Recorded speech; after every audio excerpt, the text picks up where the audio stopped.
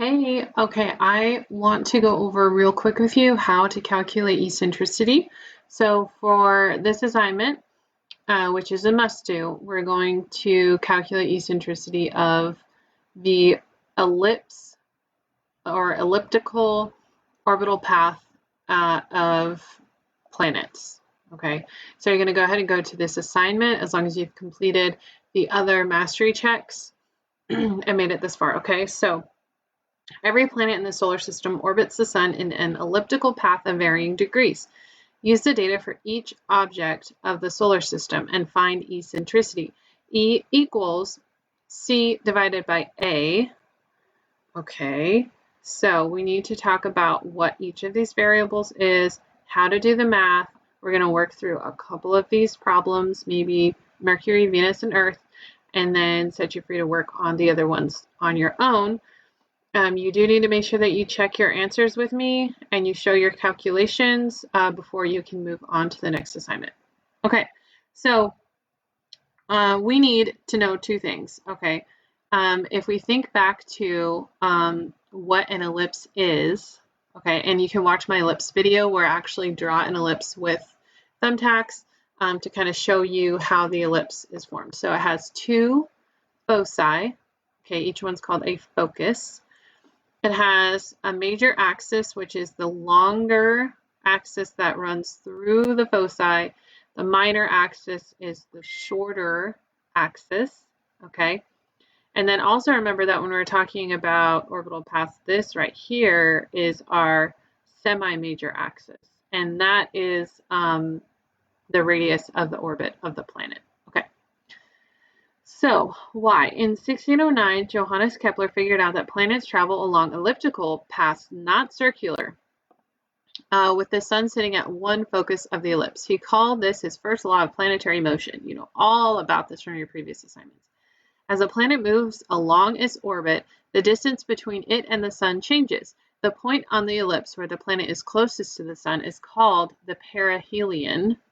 I always think of, what is that guy's name from mythology? Like Perihelios or something like that. He got too close to the sun and burned. Okay, perihelion, closest to the sun. The point where it is farthest from the sun, aphelion, which is like not at helion, right? A in front of a word means not. Okay, so it's farthest from the sun. The Earth passes its perihelion in early January and goes through aphelion in early July. On your ellipses, can you mark where the perihelion and aphelion might be? Okay, so like the sun usually is shown right here on this foci. Okay, so perihelion, close to the sun, too close to the sun, right? That would be here. Okay, some point along here. And then the aphelion would be over here on the other side, farthest from the sun. So you can calculate the eccentricity of your ellipses using the following equation. E, eccentricity, not to be confused with Einstein's E, equals A minus P divided by A plus P. Okay, so E is eccentricity, A is the aphelion distance, and P is the perihelion distance. Okay, so what we have right here in our data set is the distance from the perihelion to the sun in astronomical units for each planet. And we have the distance from the perihelion to the sun in astronomical units for each planet, okay? And they're using Q, okay, on here. So I'm sorry that that's a little confusing. It should be consistent. But if we think about aphelion, okay, that's going to be the point where it's farthest from the sun, perihelion, closest to the sun. Okay, let's calculate eccentricity. So we're going to take, following our equation, A minus P divided by A plus Q. So I like this assignment here because it has you actually calculate those two differences rather than trying to do that all at once in an algebraic expression and solve that algebraic expression, which you could absolutely do it that way. I think it's a little bit easier to do the subtraction and addition and then divide, okay?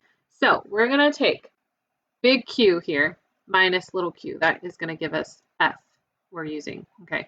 That would be, we are subtracting the aphelion, the furthest point from the sun minus perihelion, the closest point to the sun. Okay, so we should have a larger number minus a smaller number. It's going to give us a positive number. If you get a negative number, something has gone wrong, my dude. Okay, so 0.47, okay, minus 0.31 for Mercury, 0.31. All right, gives us, oh, I'm sorry, I did something wrong. Gives us 0.16. Okay, so you're going to put 0.16 here. Now we're going to add these two numbers together. It does not matter which order we add them in, right? It's going to give us a number that is positive. Okay, so we're going to take 0.47 plus 0.31. Let me make sure that's the right number. Yep. Gives us 0.78. Okay, 0.78. Now I'm going to divide my first number, my second number. Okay. And this is why I should write things down, because I already forgot what my first number was. All right, guys, hang on. We can do this. Yes, we can. Okay. Okay. Here we go. All right, so I'm going to do 0.78 on the denominator on the bottom there. Okay. So now when I subtract those, 0.47 minus 0.31 gets 0.16. Oh boy, we got to divide some decimals, y'all. Okay, so we're going to take 0.16 divided by 0.78. Okay, we get an eccentricity value for our first planet, Mercury, 0.205. Make sure you have at least 3 digits here, okay? Come out to at least 3 digits after the decimal. 0.205. Okay. So that would be F divided by D gives us our eccentricity for Mercury. Okay. So try the next one. If you struggle with it, rewatch this video, okay, if you need help. You should not get a number that is more than 1, right? Because we know that the ellipse has an eccentricity somewhere between 0 and 1. So E is greater than 0, less than 1. Greater than 0, less than 1. When I do math, I like to remember what is a reasonable answer choice, right? Like, so I know mathematically, does this even make sense as an answer or not? Okay, good luck. Thanks for watching, and have fun calculating your eccentricities. Bye.